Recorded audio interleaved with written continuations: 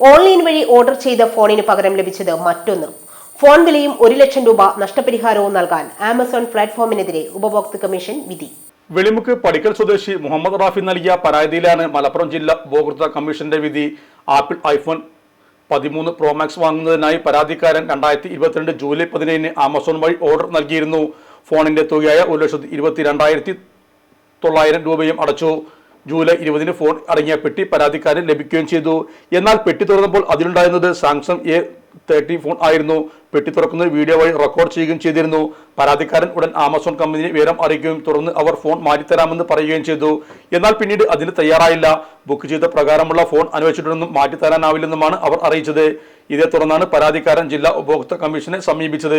Phone വിലയും നഷ്ടപരിഹാരമായി 1 ലക്ഷം രൂപയും കോടതി ചെലവായി 10,000 രൂപയും നൽകാൻ കമ്മീഷൻ ഉത്തരവിട്ടു. 1 മാസത്തിനകം പണം അനുവദിക്കാത്ത പക്ഷം 12% പലിശ നൽകണമെന്നും വി മോഹൻദാസ് പ്രസിഡന്റും പ്രീതി ശിവരാമൻ, CV മുഹമ്മദ് ഇസ്മായിൽ എന്നിവർ അംഗങ്ങളുമായ കമ്മീഷന്റെ ഉത്തരവിൽ പറയുന്നു.